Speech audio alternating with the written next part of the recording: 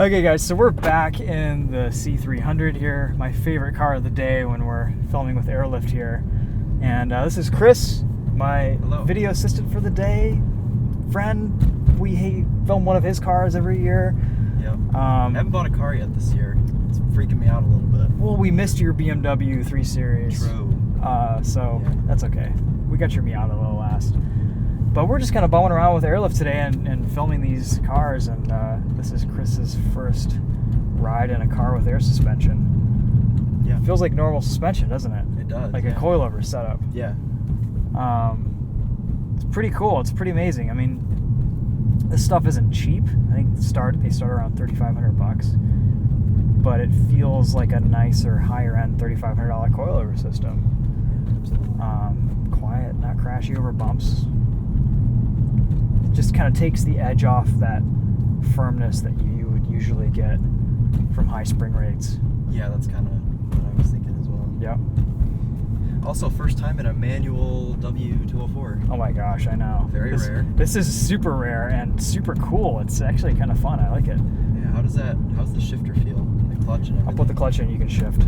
Okay. Take it into third, we'll downshift. Oh. Yeah. Okay. Now put it into fourth, clutch is in. Feels like a BMW shifter. It does feel like a BMW shifter. Yeah. I wonder who makes this transmission. It almost looks like a BMW shift knob too, kind of. Yeah. But yeah, this thing is super clean. It's for, well, I guess maybe it's just been driven on the highway its whole life, but it has 180 some thousand miles, which is pretty impressive. What's it saying? SOS. Telephone's inoperative. Oh. We'll hit back there. Yeah, 188,000 miles on it. Pretty awesome. Drives like it's brand new. Handles really well now that it has the air suspension. V6, I assume. Inline 6 or V6. V6 probably, yeah. I know nothing about Mercedes. I don't even know. I thought the W something meant that it was old. You know, I was like, we're testing this classic C300 today. Yeah. Or classic C-Class. Yeah. You know. When you were texting me last night, you're like, yeah, it's like a vintage Mercedes W204. I'm like, I'm pretty sure that's like a newish C-Class. It's like a 2015, right? Yeah. All-road does look super aggressive. I love those BBSs. Yeah. That car. It's gorgeous. From inside, the ride is so good. I mean, I'm curious to see what this all-road looks like driving down the road. You can kind of get an idea for like how it handles bumps and stuff, but it's pretty smooth. It's so smooth. You know, I didn't, like, have you ever ridden in a car with air suspension before? Once. Well, one car, yeah. What was that like? Well, it was an airlift system. Oh, okay, so it's in a Mark 7 GTI. Okay. My friend Cordell's car. It rides very similarly to this. A little bit more firm. I think he's got it, because you can adjust how firm it is, right? Oh, totally. Yeah, you can adjust the damping, firmness. He's got his a little bit more firmed up. Back pressure. But yeah. I mean, it just feels like good suspension. You know, it's not. I came in expecting, you know, you think air, you think OEM air, which is super floaty and soft and probably way under damped. Whereas this is a system that's built to work together for performance applications with more than enough comfort to daily drive. And I'm sure if you dial the dampers all the way down to soft, you'd get some float out of it like you would any suspension system. But yeah, it's pretty good. It feels nice. It does. It feels very nice. Yeah. I really want to put air on the 850R. I thought that would be so cool. Did he already sell you on an air system? Is that? I don't know. I mean, well, it's a cool concept. It's a neat idea. I was thinking, like, well, I know they have an application for the BRZ, and that would be, you know, the most natural, easy plug and play system. Well, if you bag the BRZ, you need to get a Rocket Bunny kit. I know, right? Me too. But I just got that car so well dialed in recently that I'm like, I don't know. Maybe I'll have to wait a year or so and get bored with it. Sure. Well, this is. But the 850R would be cool on air. I know, right? That would be very cool on air. I don't know if I've seen one of those. I don't know if there is one. Manual swap it and put it on air. You can feel it making little adjustments there to keep that pressure. Yeah. And then this whole controller thing, man, there's a lot in this little iPod thing. Yeah, it looks like an iPod Nano. Yeah, I have no idea how to use it. Ian was using it all morning because you have a couple different preset ride heights. Okay. But to maintain the alignment and everything, you really want to only operate in a small range of about 3/4 of an inch.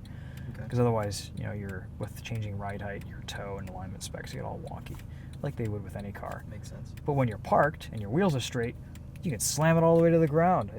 It doesn't matter, Look, it's me. Yeah, that's you. That's your Cobalt SS. Glad you're still driving that, by the way. That's a great car. I know. Going on 7 years owning it. Oh my now. gosh, it's Isn't that awesome. crazy?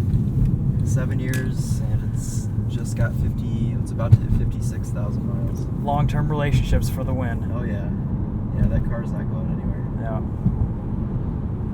I'm still torn on my Lexus, but that car probably won't go anywhere either because I just get attached to everything. So. I know. That's the problem with, you're always like, oh, I'll have this one slot in my garage or in my fleet where like, oh, I'll just buy and sell every year. No. But that's not how it works.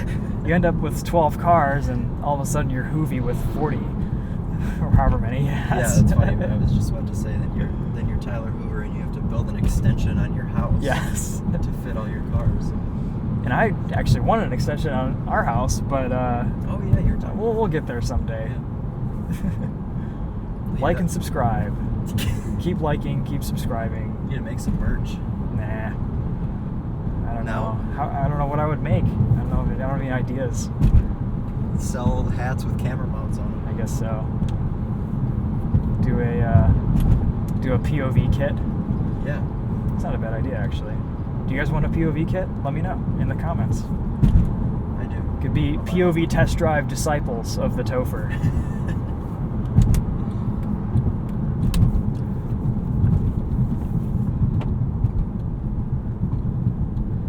Yeah, we didn't really hit any entrance ramps on this drive, but Oh, okay. I will assure you that the handling is quite impressive. You didn't get to do your favorite thing. Yeah. Scare passengers. Maybe on the way back we'll hit something. Yeah, it's just very planted. There's no drama. There's no both of these cars don't have the best steering feel in the world, and that's improved upon a little bit with the suspension just because Yeah, I mean, it's stiffer. just riding it and it feels very dialed. Yeah, it really does. Yeah, impressive. I think, really the only cons to something like this is I imagine the initial setup, like maybe the installation isn't too bad, but the initial setup of all of this takes some time and fiddling. But people like that. Like, people love to nerd out about this stuff, and Airlift has all these parameters and things and instructions for how to do that. And Oh yeah. formulas to dial it all in. Yeah, plus you can be creative with the way you set up your compressor, Yeah. your tank, and everything. That's Like what in a lot this of car, people it's enjoy. super stealth. Like it Same doesn't with take the up any Audi, space. Yeah. And I guess you could display it for the world in front of everyone Yeah. too. But honestly, I would want to retain as much usability out of a car as possible. Well, it's just cool that you have that option. Yep. You can turn it into a showpiece, or you can keep it low key. Yeah, exactly.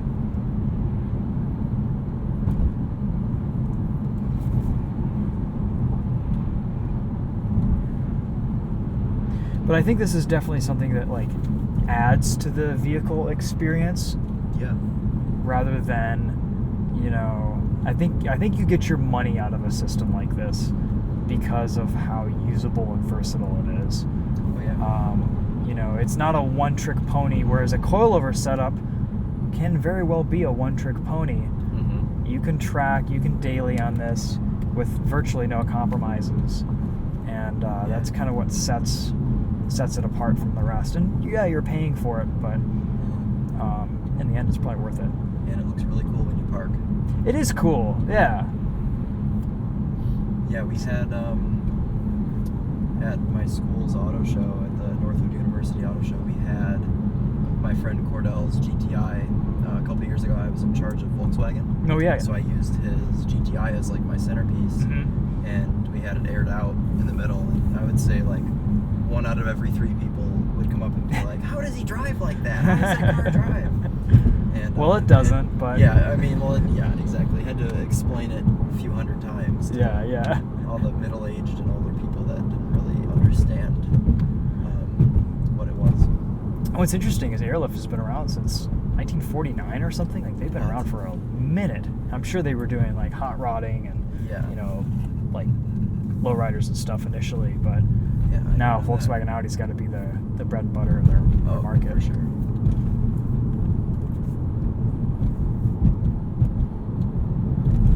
Ride test. Yeah, I mean it just soaks it up. Yeah, it's no problem. Bunch of potholes. Yeah. Not really any cabin intrusion. No. And the fact that it's air might even dampen some of that sound too over bumps. One thing Ian was saying that I was really surprised with is that these setups are a little bit lighter than stock suspension components. Springs are heavy. They are, yeah. There is a little bit, if you're trying to get that crazy fitment, some applications, like, it's kind of hard to get the camber that you want or the wheel width that you want sometimes. Not all the time, but just because there's a pretty wide diameter to these, to the springs and the shocks in the front specifically. So, you know, it's like 6.5 inches, 6 inches. Some applications are a little bit narrower. But you have to kind of keep all of that in mind so that you don't get any rubbing and eventual wear. Yeah, well, I mean, that's the same story with a coilover setup. Worrying about rubbing and exactly. whatnot, so getting everything nice and dialed. Yeah.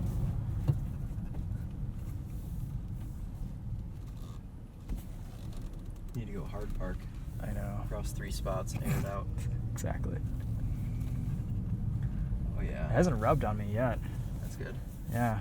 And it's, you know, I guess it's like 1.5 inches lower than stock. So. Does it air itself out, or do you have to do it? You have to do it. So the wheels have to be straight. I'm actually going to have, like, Ian come over and do it for me. Yep, turn the car on. Okay. Just ignition or fully on? You can just do the ignition on. Okay. And then I'm going in here. Press the bottom button twice. Okay. Press and hold, actually.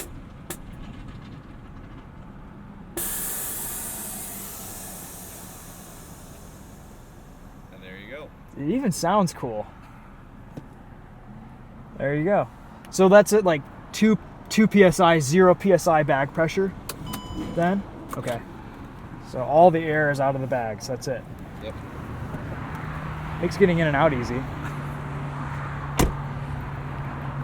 This one, you probably heard all the air evacuating outside the car. There's actually an airline ran outside to exhaust it. Oh, really? Okay. Inside the Audis, I believe it is actually evacuating in the car, so you hear it a bit more in the car. It helps keep it a little bit more quiet and comfortable. That's interesting. Is there a reason why the compressors are, like the Audi's compressors are a little bit louder than the Mercedes? Is that just Mercedes noise isolation versus Audi noise isolation, or? So one of the things that really helps with that in this car is it's in the trunk. Okay. It's oh, a and back seat. this is a It's wagon. open. That makes sense. Okay. Totally open. So. And you've got 2. Okay. So, Yeah, so it's double the noise. yeah. Cool. All right. Well, that's it for this one. Chris Brower and his impressions on the the bagged C300.